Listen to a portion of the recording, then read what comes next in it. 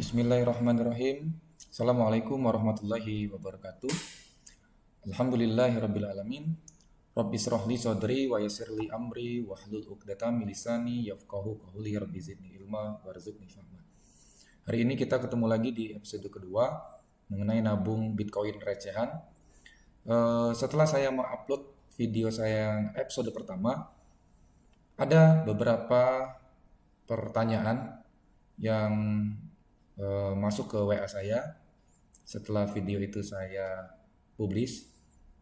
Ada yang bertanya seperti ini, apakah Bitcoin itu sama dengan judi? Nah, ini sering sekali kita dengar, mungkin teman-teman juga pernah mendengar apakah Bitcoin itu sama dengan judi. Nah, pertama-tama kita luruskan dulu apa itu yang dimaksud dengan judi. Nah, ini disclaimer, ini pendapat pribadi saya.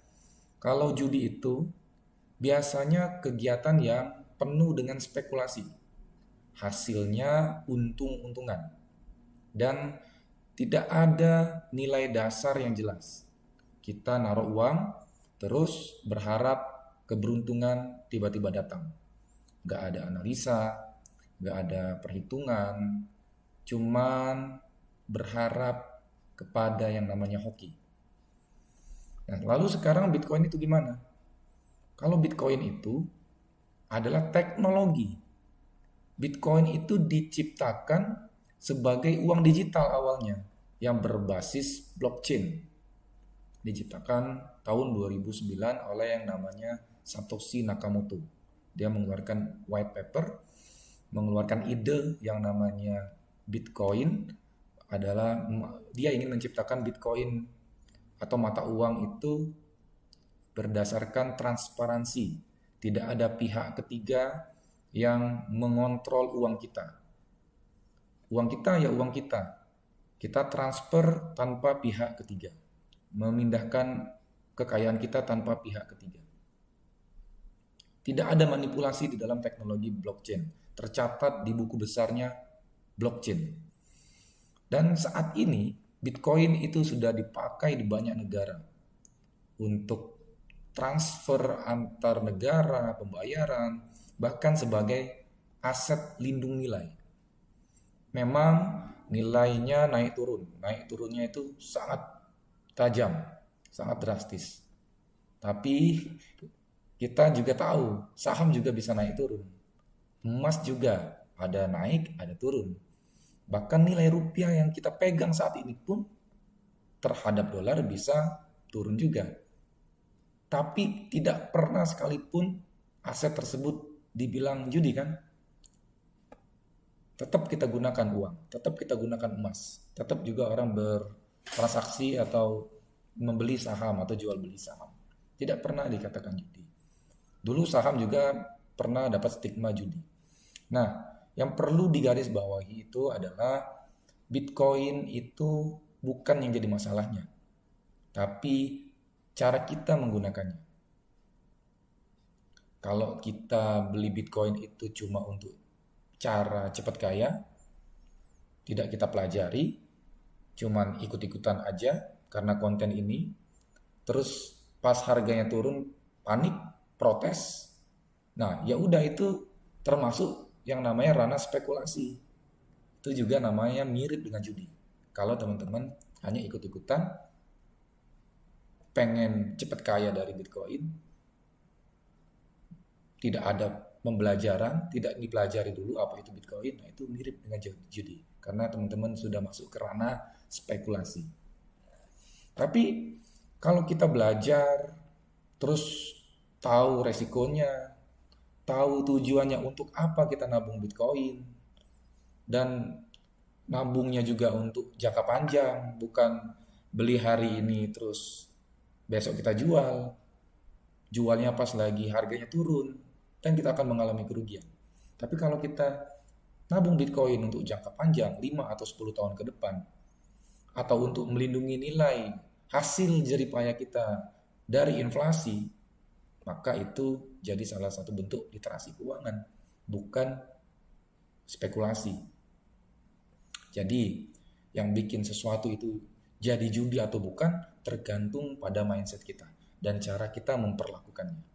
Orang yang lagi olahraga jogging pagi, lagi olahraga sepak bola pun, orang dia niatnya baik untuk menjaga kesehatan, tapi bisa dijadikan spekulasi, bisa dijudikan oleh orang lain yang melihat orang tersebut. Bitcoin bukan alat judi.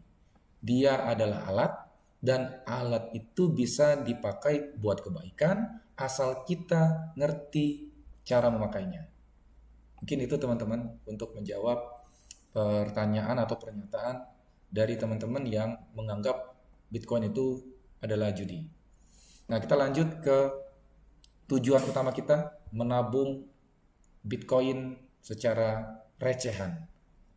Recehan tapi nanti akan berimpact besar terhadap keadaan keuangan kita di masa yang akan datang. Kita langsung buka aplikasi kita. Saya saldonya sudah saya top up melalui rekening bank BCA.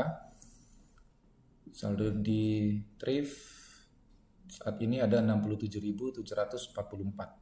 Jadi kalau melalui bank BCA itu kita minimal 67.000 untuk depositnya. Jadi kalau kita menabung per minggunya 67.000 berarti sekitar 10.000 per hari kita nabung untuk Bitcoin. Kita langsung aja untuk beli Bitcoinnya. Kita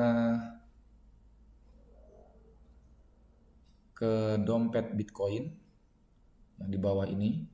Ini saldo Bitcoin kita ada 0,00038 BTC atau setara dengan 66.174 rupiah. Hari ini kita mengalami penurunan aset 776 rupiah atau 1,16%. Nah, ini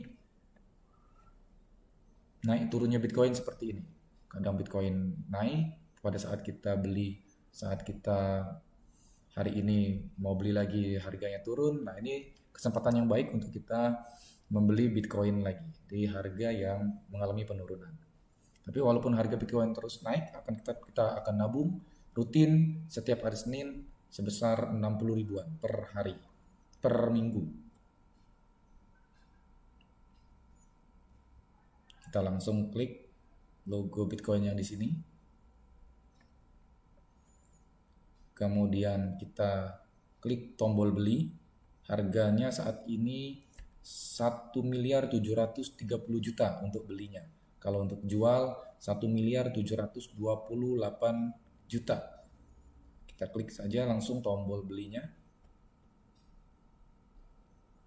Kita masukkan jumlah rupiahnya.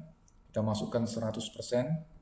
Seluruh saldo kita 67.744. Kita klik 100%. Kemudian kita klik selanjutnya yang di bawah ini.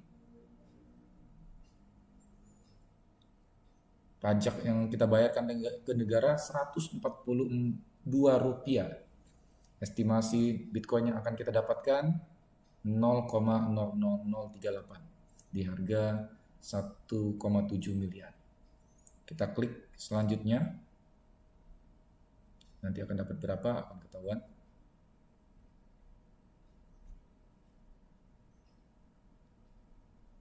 .00038 Bitcoin. Kita klik selesai.